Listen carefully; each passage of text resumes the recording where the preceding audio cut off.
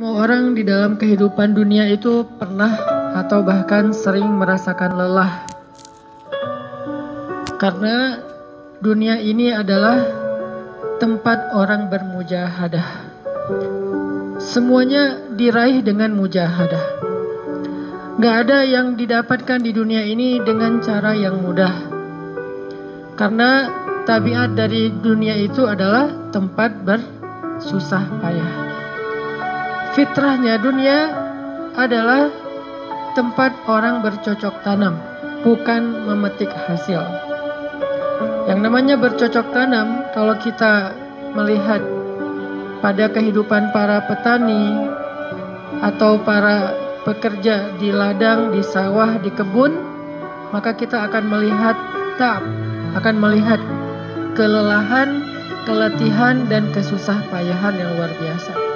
Itulah tabiat dunia. Berbeda dengan tabiat di surga. Di surga itu semuanya akan didapatkan dengan cara yang mudah.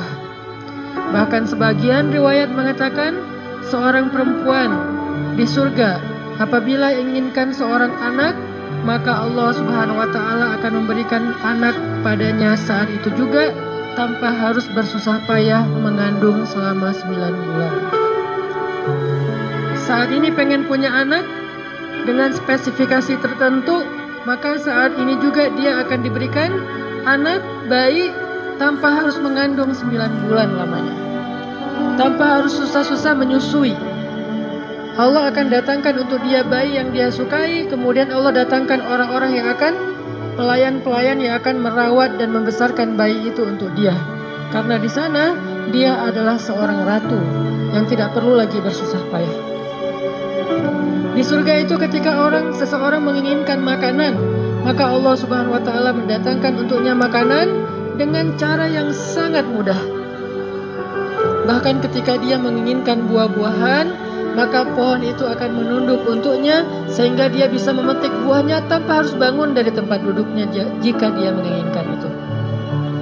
Tetapi kalau dia menginginkan sesuatu yang lebih, misalnya dia ingin berjalan-jalan di kebun-kebun di antara banyak kebun surga, lalu dia ingin merasakan memetik pohon sendiri sambil membawa keranjang-keranjang yang indah, maka Allah juga akan memperkenankan keinginannya.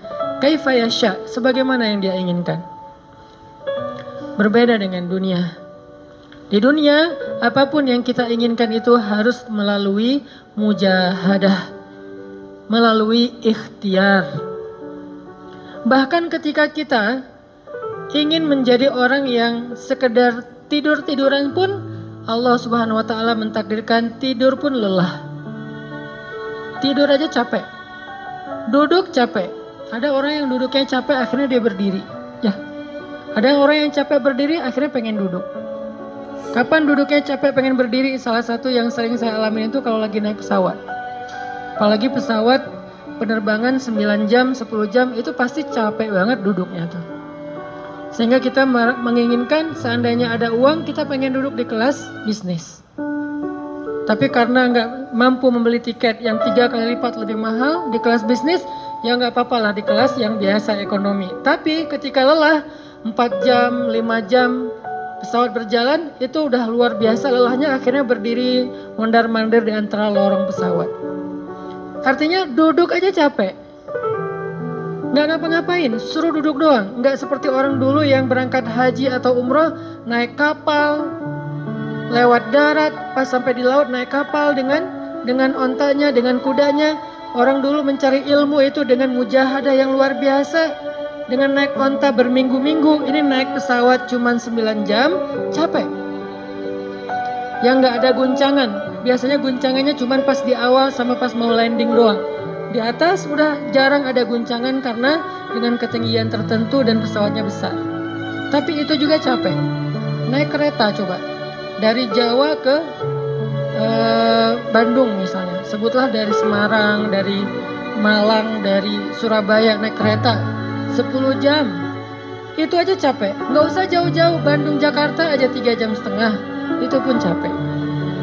Atau kita naik mobil, nggak perlu nyetir, pakai online, duduk aja di belakang atau di sebelahnya si driver, perjalanan setengah jam dari tempat kerja kita ke rumah atau dari rumah ke tempat kerja, ke kampus, ke sekolah gitu. Itu aja capek. Artinya dunia itu memang kayak gitu tabiatnya teman-teman. Tabiat dari dunia itu adalah lelah. Sehingga kalau ada orang yang menghindari capek dengan tidak ngapa-ngapain, itu hal yang agak klise dan naif. Bagaimana dia bisa menghindari lelah? Bagaimana dia bisa menghindari ta'ab? Bagaimana dia bisa menghindari bosan? Bagaimana dia bisa menghindari dalam keadaan susah payah?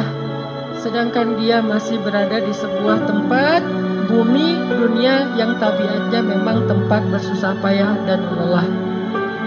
Satu-satunya cara menghindari lelah yang tidak perlu lagi bersusah payah itu hanyalah masuk surga. Tetapi kan itu tidak terjadi sekarang. Kita harus meninggal dulu dan kita belum mau.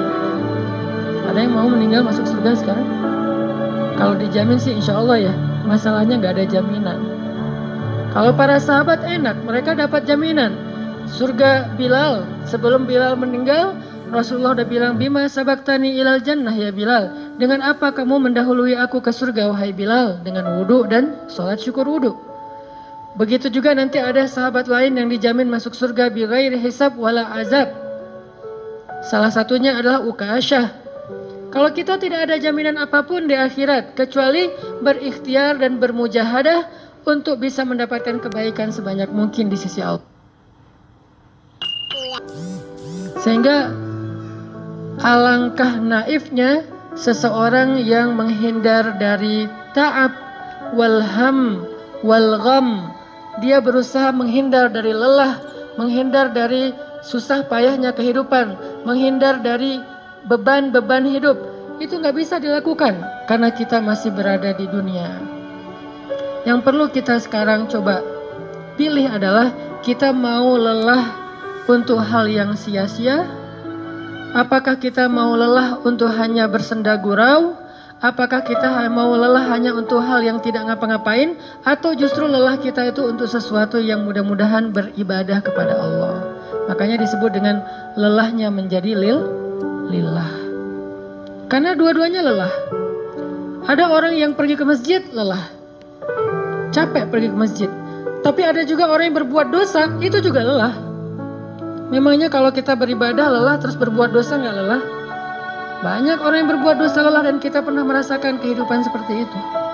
Sehari, 2 hari, sebulan, setahun, 2 tahun. Sampai kita benar-benar merasakan lelah banget dengan dosa. Di malam hari berbuat dosa, lelah. Akhirnya tidur sepanjang siang. Di siang hari berbuat dosa, lelah. Akhirnya tidur sepanjang malam. Lelah sama lelahnya. Antara orang yang beribadah dengan orang yang bermaksiat, itu sama lelahnya. Bedanya apa? Yang satu, lelahnya akan diganjar, dibalas oleh Allah dengan kebaikan dunia dan akhirat. Yang satu lagi, lelahnya hanya akan disudahi dengan penyesalan. Sama-sama lelah. Bedanya, lelah yang pertama mungkin baru dirasakan hasilnya setelah itu. Lelah yang kedua seolah-olah bisa langsung dirasakan kesenangannya, tetapi kesudahannya adalah penyesalan. Makanya pada malam ini kita ingin merenungkan beberapa nasihat baik dari Al-Quran maupun hadis tentang bagaimana kita menjadi orang yang setiap hari tetap lelah, tetap banyak beban, tetapi beban itu mudah-mudahan menjadikan kita mendapatkan banyak kebaikan di sisi Allah. Makanya Nabi SAW bersabda dalam hadis riwayat Bukhari dan Muslim, Anna sukai bilimi'ah la takadu tajidu fiha rahilatan. Manusia itu seperti 100 ekor onta. Manusia kaibilimi'ah, seperti 100 ekor onta. Yang harganya murah 50 juta, yang hidupnya untuk disembelih pada akhirnya nahar, disembelih. Onta itu kan kalau disembelih sambil dia berdiri ya. Kalau ayam, bebek disembelih sambil dipegangin atau diangkat. Kalau kambing dan sapi dibaringkan. Kalau onta disembelih itu sambil diberdirikan. Dia berdiri langsung disembelih. Itu onta. Artinya manusia kaibilimi'ah. Nabi itu menggambarkan onta karena onta ini punya banyak macam. Mungkin di Arab nggak ada ayam yang bermacam-macam. Akhirnya pakai bahasanya onta. Kalau di kita mungkin ada ayam potong, ada ayam kampung, dan segala macam. Ada ayam jago. Kalau bebek ada mentok, ada apa? Bebek yang biasa. macam-macam kan. Di Arab mungkin gak terlalu banyak variannya dan gak terlalu akrab dengan kehidupan sehari-hari mereka. Yang akrab itu kambing, kuda, keledai, onta. Akhirnya Nabi mengatakan, Anna suka ibil mi'ah. Nabi seolah-olah mengambil sebuah perumpamaan. Dan perumpamaan ini bisa kita ganti dengan culture yang berbeda di setiap negara. Tetapi perumpamaan yang paling baik itu adalah onta. Anna suka ibil mi'ah. Manusia itu seperti 100 ekor onta ibil. Onta potong.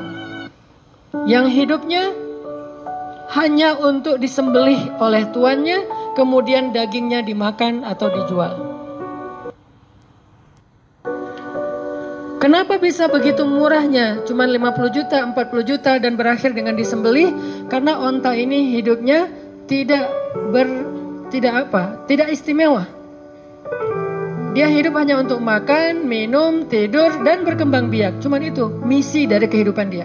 Makan, minum, tidur, berkembang biak. Udah itu doang. Setiap hari kerjanya makan aja. Lihat hewan ternak ngapain? Merumput aja setiap hari. Gak ada hewan ternak yang tiba-tiba dia lagi ngapain? Lagi sholat. Gak ada. Hewan ternak misalnya lagi ngebantuin tetangga. Gak ada. Hewan ternak lagi menjenguk yang sakit. Gak ada. Hewan ternak yang lagi menyelesaikan hajat saudaranya. Hewan ternak yang lagi dengerin curhat. Gak ada. Kenapa? Karena tugas misi kehidupan mereka itu cuma diciptakan untuk makan, minum, tidur, berkembang biak. Udah. Ini namanya kalau diantara onta namanya ibil. Yang hidupnya itu sesederhana itu. Nggak ada yang rumit, nggak ada yang terlalu berlebihan. Dan an-nasu, manusia secara umum mirip dengan ibil. An-nasu ka ibili mi'ah. Jadi kalau kita bandingkan dari 100 orang itu hampir semuanya seperti ibil. Misi hidupnya itu hanya untuk dirinya.